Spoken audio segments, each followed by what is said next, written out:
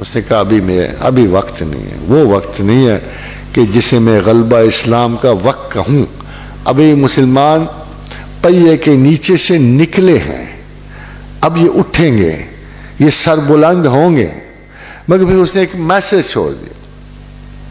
یہ میسج اس کے آخری 2 قطعات میں ہے، آخری 2 قطعات کہ نسیم از حجاز آیت نہایت، کہ سرود رفتہ باز آیت نہایت. خواب تو وہی دیکھ رہا تھا کہ آج کا بھی مسلمان کل کے مسلمان کی طرح.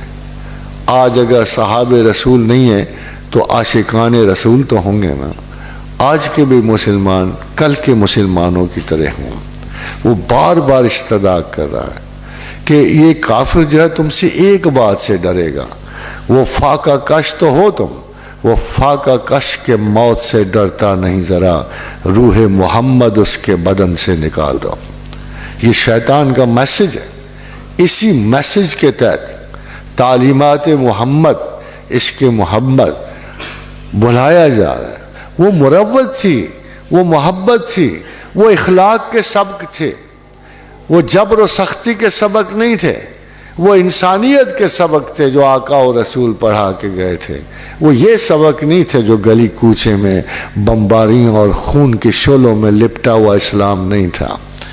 وہ اسلام تھا جس کی اقدار نے آج تک یہ دستور زندگی نہیں ہے خاتون حضرات، آج تک یہ دستور کہ محکوم کبھی حاکم کا مذہب قبول نہیں کرتا.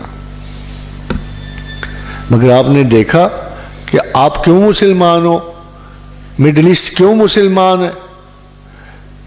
آپ نے دیکھا کہ جہاں مسلمان گئے وہ کیوں مسلمان ہیں. وہ کئی جگہ تو فوجی اتری ہی نہیں، کئی جگہ ایک فوجی نہیں گیا. آج مسلمانوں کا سب سے بڑا ملک وہ ہے جہاں ایک مسلمان فوجی نہیں اترا، انڈونیشیا میں. وہاں تو تاجر گئے. وہ کیا میسج محمد رسول اللہ دے گئے تھے جو اقبال کو اتنا بھا رہا تھا، جس کا وہ اتنا بڑا عاشق تھا عشق رسول میں، محبت رسول میں. جو کچھ اس نے لکھ دیا، جیسے ملٹن نے پیچھے آنے والے شاعروں کو بالکل اپنے وجود سے ہی غافل کر دیا، اس طرح اقبال نے ایسا شعر محبت رسول میں لکھا کہ پیچھے آنے والا کوئی شاعر اس کے مقابلے میں نہیں جا سکا. وہ دانائے سبل ختم الرسل مولائے کل جس نے، وہ دانائے سبل ختم الرسل مولائے کل جس نے، غبار راہ کو بخشا فروغ وادی سینہ. کتاب عشق و مستی میں وہی اول وہی آخر، وہی قرآن وہی فرقان وہی یاسین وہی طٰہٰ. خواجہ حضرات بہت سارے میں نے شعر سنے، مگر اقبال کی اس قطع جیسے میں نے کوئی قطع نہیں، اس نے محبت رسول میں لکھا. اور جو اس کی کیفیت ہے، اگر اس کو کیفیت ہی دل پہ گزر جائے تو میرا یقین ہے کہ اس جذبہ روح اقبال سے آپ شناسا ہو جاتے ہیں کہ تو غنی از ہر دو عالم من فقیر. وہ کہتا ہے کہ تو غنی از ہر دو عالم من فقیر، روز محشر عذرہائے من پذیر، ور حسابم را ببینی ناگزیر، از نگاہ مصطفیٰ پنہا بگیر. کیا مالک و کریم، تو اچھے برے خفیہ اور اعلان سب کو جانتا ہے. قیامت کے دن جب میرا تو حساب لے گا تو میرے رسول کے سامنے نہ لینا، میں بڑا شرمندہ ہوں کہ میں اس کے سامنے بڑا شرمندہ ہوں. میرے رسول کے سامنے چاہے تو جیسے لے، مگر ان کے حضور میں میرا حساب نہ لینا. مجھے ان کی امت کے تفاخر پہ بھی اپنے اوپر شرم آئے گی کہ میں ان کا ہو کر کیسا بیہیو کرتا رہا ہوں. وہ اتنے خوبصورت ہے. حسن کے ساتھ جانے کے لیے بھی تو حسن چاہیے نا، حسن کے ساتھ بھی تو چلنے کے لیے حسن چاہیے. یہ کوئی بیوٹی اینڈ بیسٹ والے ویسٹرن تو نہیں ہے نا. بیوٹی کے ساتھ کچھ نہ کچھ طرز عمل تو خوبصورت چاہیے. تو مرتے ہوئے علامہ نے ایک امید کا اظہار کیا، ایک بہت بڑی امید ایک تصور کہ سرود رفتہ باز آید نہیں آید، پتہ نہیں کب مجھے پیغام آئے گا، کب خوشخبری ملے گی، نسیمی از حجاز آید نہیں آید، پتہ نہیں مجھے حجاز سے کوئی ہوا چلتی ہوئی مجھ تک پہنچتی ہے کہ نہیں۔ سارا آمد روزگارے فقیرے، مجھ فقیر کی عمر تو تمام ہوئی۔ سارا آمد روزگارے فقیرے، دیگر دان آئے راز آید نہیں آید، مگر جس کی میں تلاش میں ہوں وہ پتہ نہیں آتا ہے کہ نہیں آتا۔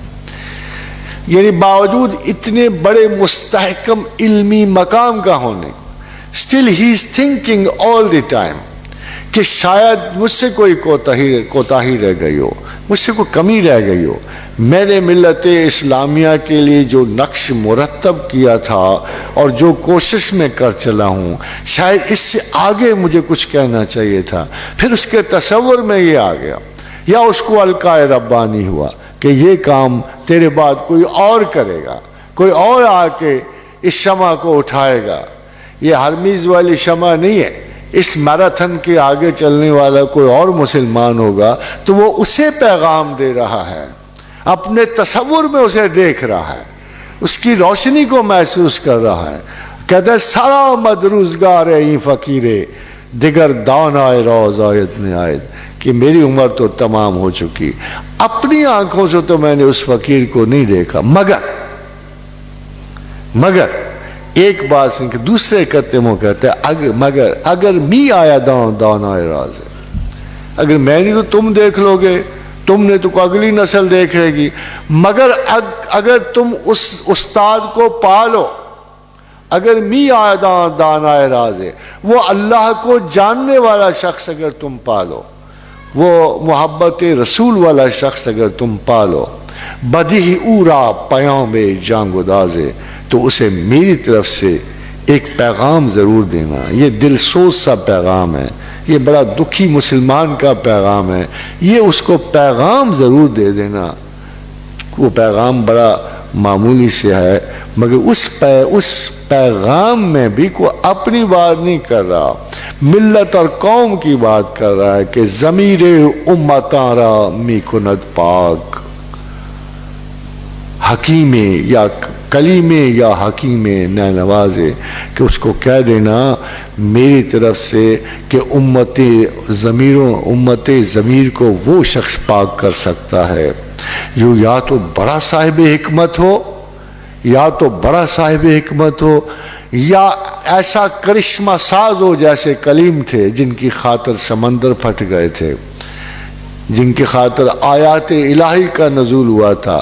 اس قوم کو اب یا کوئی ایسا استاد سمیٹ سکتا ہے کہ جس کی ہر بات میں اثر ہو اور دلوں تک اس کی بات اسے، وہ ایسا حکیم ہو کہ جس کے ساتھ سر ہو، خوبصورتی ہو، انداز ہو، پیغام میں اتنی اس کی حسن ہو، یا پھر وہ جو کسی کرشمہ قدرت سے اترے اور نت رہے معجزات کی کرامات کے ذریعے اس امت کا سر بلند کرے۔